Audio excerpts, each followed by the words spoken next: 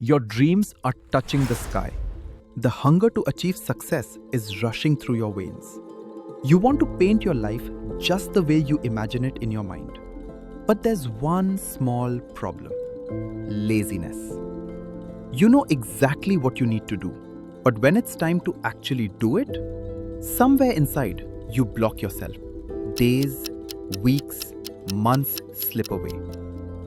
Not because you did something wrong, but because you didn't do what you could, and that guilt pricks you. That guilt slowly turns into a weak acceptance. Maybe this is just who I am. A new year arrives, but your goals remain the same. On the first day of the year, you run with blazing motivation. A bit of imagination, a bit of illusion, but within a few days, procrastination knocks again, like a distant relative visiting uninvited. Slowly, it becomes a habit. First you think, let me skip just one day. Later it becomes a stamp. This is how I am. So how do you break this cycle? Deleting social media, removing distractions, these are surface fixes. The root cause can be summed up in one word: inertia. In physics, inertia means a still object tries to stay still. A moving object keeps moving until something stops it. This is Newton's first law, and it applies to our work too. The first push inside the mind is the real battle. We imagine it as something huge and terrifying.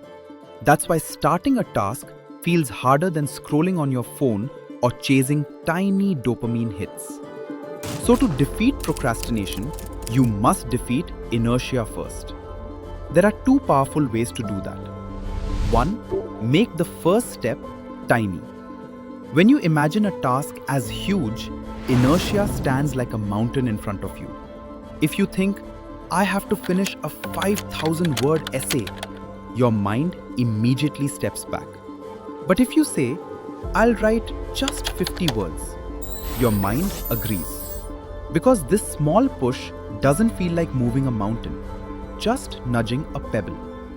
2. The 2-minute rule. If you don't feel like starting a task, tell yourself, I'll do it for just 2 minutes. Don't feel like cleaning your room? Put on a song.